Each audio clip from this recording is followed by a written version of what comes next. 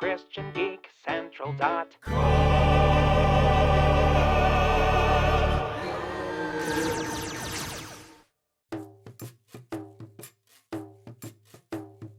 Do you like games?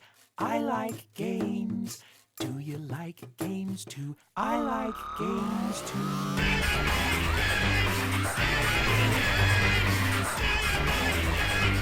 I like games too.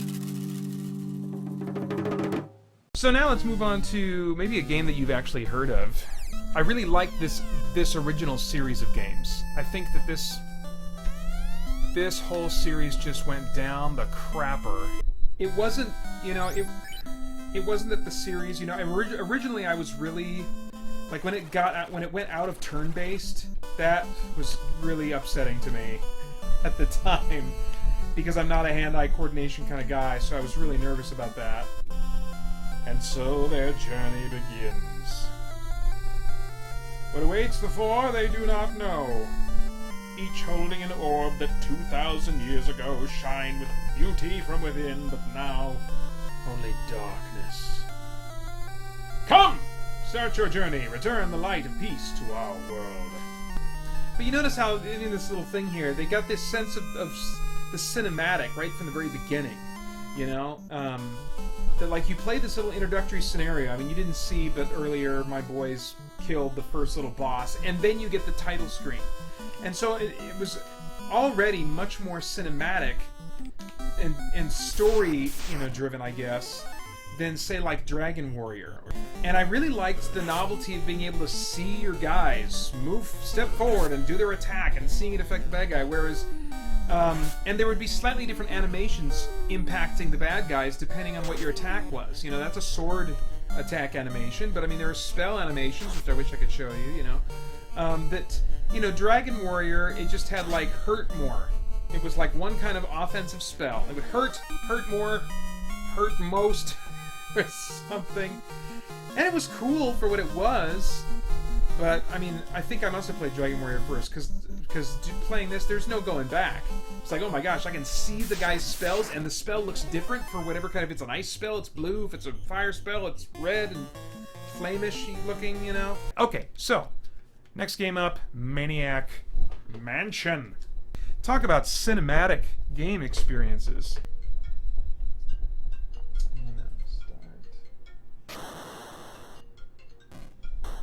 Alright. Okay, so you talk about like cinematic game experiences. This is definitely... I had never played anything like this before. This is a point-and-click adventure game if you've never played a game like this before. I had never played a game like this before. Geek Award winner and Physics Club president, so of course I have to use him. And Razor, leader of the band Razor and the Scumettes. I wish I didn't have to use Dave. You have to use Dave, Sandy's boyfriend, organizer of her rescue. So Sandy's been kidnapped. And we'll get the story here. This is like a role-playing game, but without all the stats and combat and stuff. And I played this game, I discovered it with my my friend Chris Van Slyke in junior high. And we were just totally enamored with this thing. Okay, let's go rescue Sandy! Okay, so now you've got, the default is go to, and I'm controlling this cursor with the cross pad, of the controller. And this, yes, of course it would work so much better with mouse. Read sign. So you gotta go down here, and then click on read, and then go up here. So, I mean, this is really laborious. Warning! Trespassers will be horribly mutilated. I got this game... No, I got Day of the Tentacle for PC years after playing this game. And Maniac Mansion is included... Day of the Tentacle is the sequel to Maniac Mansion. And Maniac Mansion is included in Day of the Tentacle. So I got to play the original PC game and try it out. And when I fired it up, I was like, what the crap? This looks terrible. What is this? Well, I learned years later, I just thought there was something wrong with my monitor display or so. I didn't know what was going on. Well, years later I learned that when they ported this to NES, they improved the graphics.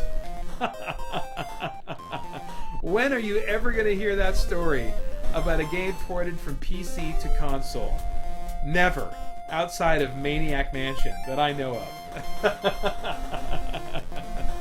So that's why if I were to ever play through this whole game again, yeah, I'd still have to do it on the NES. So let's see here. Can I open? Good. Open door. Nice. I'll go in here. Let's see. And you can interact with all these things. I mean, this is in some ways like an open world game. All right, what's in here? I remember. There she is.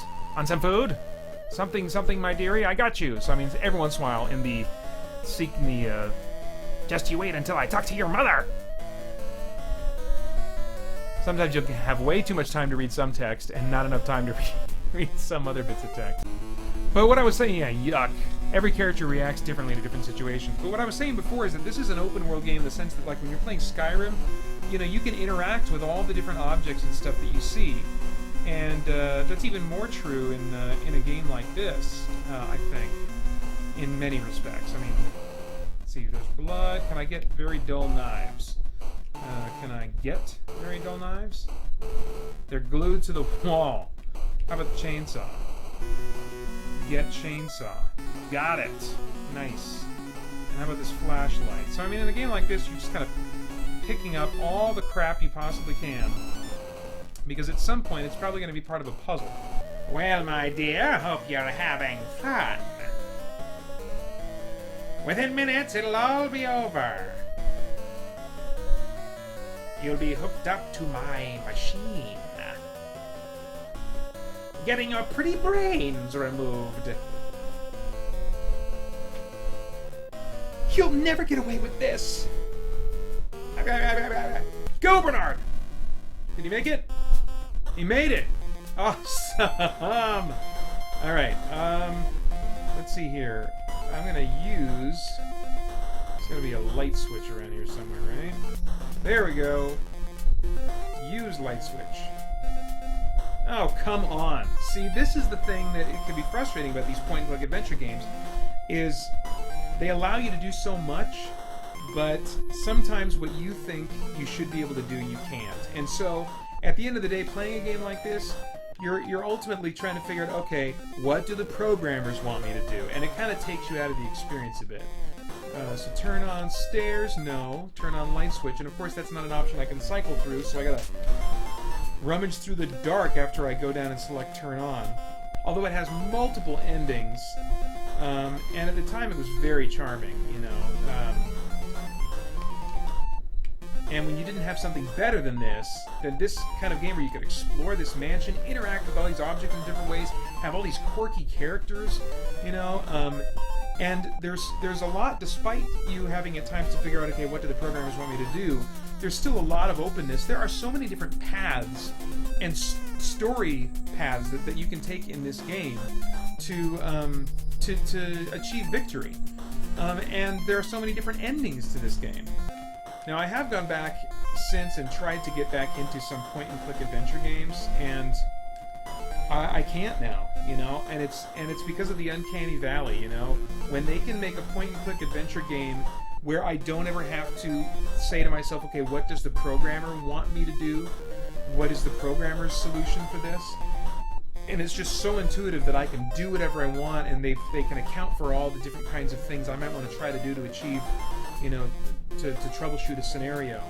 You know, once we get out of that uncanny valley, I will be all over point-and-click adventure games, but they still haven't, I don't think, reached that point. So